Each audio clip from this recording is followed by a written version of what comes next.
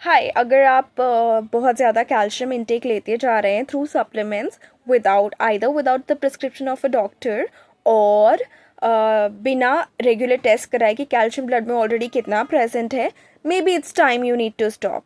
Hi, this is doctor Jyoti Sharma and I will be guiding you Y.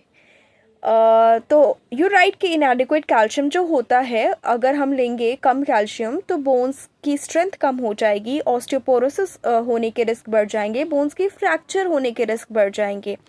कभी कभी supplementation required होती है क्योंकि आपकी बोन्स को स्ट्रेंथ चाहिए होती है, but that according to the guidance of a doctor. लेकिन अगर नेचुरल सोर्सेज से हो तो और ज़्यादा अच्छा है.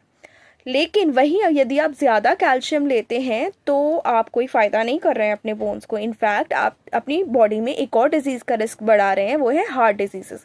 क्योंकि कैल्शियम एक्सेस में जब होता है तो वो जाके आर्टरीज में डिपॉजिट हो जाता है और सॉफ्ट टिश्यूज़ में डिपॉजिट हो जाता है, जिससे हार्ट डिजीज़ेस, ब्लॉकेजेस और हार्ट अटैक्स का रिस्क जो है बढ़ जाता है. ये रिस्क आप एक तरीके से कम ज़रूर कर सकते हैं यदि आप कैल्शियम के साथ विटामिन K2 लेते हैं.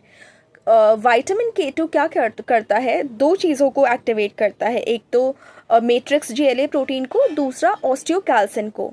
तो मैट्रिक्स GLA प्रोटीन या MGP नाम का प्रोटीन बेसिकली इनहिबिट करता है कैल्सिफिकेशन इन आर्टरीज, और जो ब्लड में कैल्शियम होता है उसको बोन्स की तरफ गाइड करने में मदद करता है, क्योंकि वहाँ पे तो आर्टरीज में तो अब कैल्शियम डिपॉजिट नहीं हो रहा है उसकी वजह से. दूसरा, विटामिन K2 एक्टिवेट करता है ऑस्टियोकैल्सिन को, जो कि ब्लड में से कैल्शियम बोन्स में पहुंचाने में मदद करते हैं. अब ये ऑस्टियोकैल्सिन कहाँ से आता है, ये कैसे क्या होता है, ऐसे फैक्ट्स और जानने के लिए please stay connected. And more over, I let you know the natural sources of calcium and vitamin K2 in upcoming videos.